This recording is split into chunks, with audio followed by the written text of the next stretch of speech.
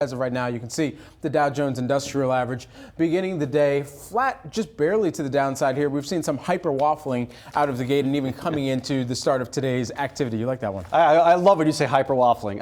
Can I do this? I don't want to be a prop this time. I just want to touch that. I haven't been to touchscreen in a while. NASDAQ, I think that is the main focus point today, folks. What is leading stocks like Apple and Nvidia do after this report, which really, I think, strongly suggests of a rate cut in September. Theoretically, Apple, FANG stocks, Nvidia, they should do well with that type of backdrop. Well, let's take a look at some of those stocks, too. If you hit that heat map button. Go for it. I got you. I haven't done this in a while. What do you want me to do? Look, we're knocking rust off here, and we're doing quite well. Let's take a look at the consumer discretionary. We've got 11 sectors pulled up on your screen here for you folks. Consumer discretionary leading the pack as of right now. Let's take a look at that year-to-date chart, up by about 5.5%.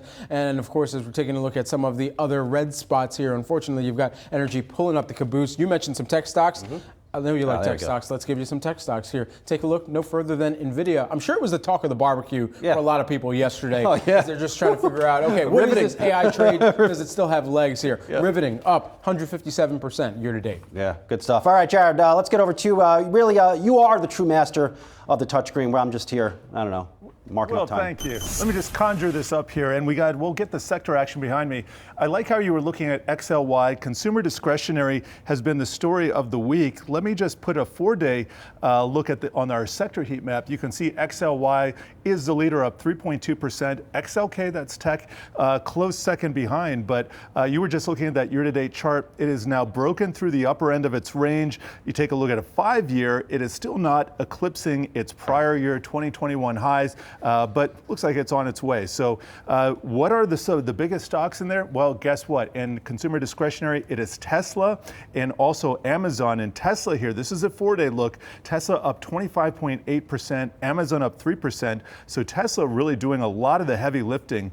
This is a 5-year chart. And one of the things that stands out, Tesla is now just breaking out of this very long trend line that goes all the way back to its record highs in 2021. So this is a technical achievement for it. Doesn't mean that it's going to race higher right away, but this is a first step to a trend change around, which is higher highs and higher lows. So now we want to see a higher low as Tesla eventually comes back. Let's put this to an intraday view. I want to jump over to our meme stocks because I was tracking costs on Wednesday, and that stock was up over 100%, just an incredible run.